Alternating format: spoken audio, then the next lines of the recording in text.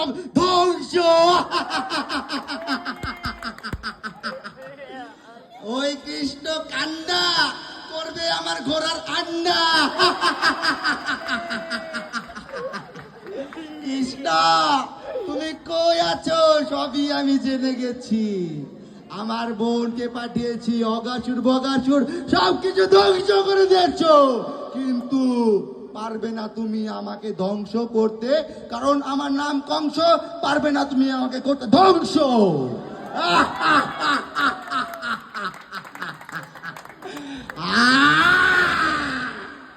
কই কৃষ্ণ আয়, আয়। তোরা কি ভয় পাস না?